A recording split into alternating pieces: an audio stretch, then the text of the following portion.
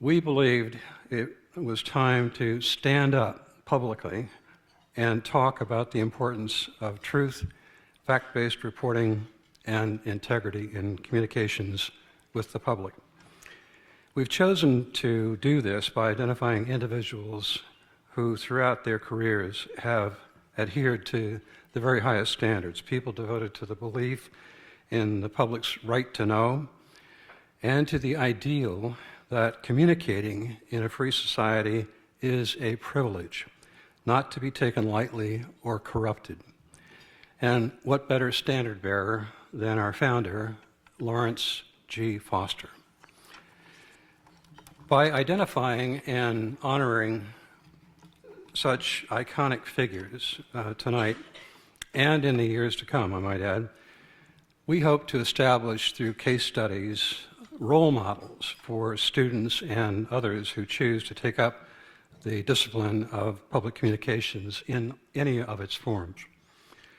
This program is unique in that our intent is to recognize people across a broad spectrum of public communication, public relations, marketing, advertising, and journalism. We're including journalists because we respect, honor, and must support the independence of the free press and the rights and guarantees provided under our Constitution. As public relations people, we have a responsibility to those individuals and their organizations, journalists and media companies, who exercise that right to inquire and to report on matters deemed to be of interest to the public. We must be responsive and timely in answering legitimate inquiries about individuals and organizations that we represent. That's who we are, that's what we do. We believe our responsibility to the media includes being respectful of the highest journalistic standards. On a personal note, I was raised in this field in a firm called Carl Beyer and Associates.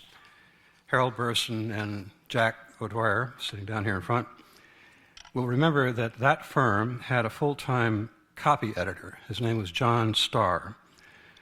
And no press release left that agency without first passing John's eye and meeting his demands for the highest journalistic standards. So the imperative for integrity in public communication runs deep within me, and it is the standard best practice in public relations. As public relations people, we must honor and be held accountable for the principles and the ethical standards that underlie what we do and the manner in which we practice. These include professional ethics codes and principles of practice, such as those inspired by Arthur W. Page, an icon in his time who believed that public permission based on very well-informed public understanding was the key to success in business. What journalists and public relations professionals share is a duty to truthfully and fully inform the public, hence the imperative for integrity in public communications. We believe the truth and fact-based reporting should be the irrefutable standard for all who take on this responsibility of communicating with the public, and this is the standard we hope to encourage in all who seek to enter our field. This was Larry Foster's vision and intent for the center that he named for Arthur W. Page. And we believe the three individuals that we are about to honor reflect this vision through their lives of work and deserve our respect and admiration. As many of you know, Larry Foster worked as a news reporter and an editor for 2 daily newspapers until 1957, when he began a 33-year career at Johnson & Johnson, where he rose to the position of Corporate Vice President of Public Relations. And it was my privilege to succeed him.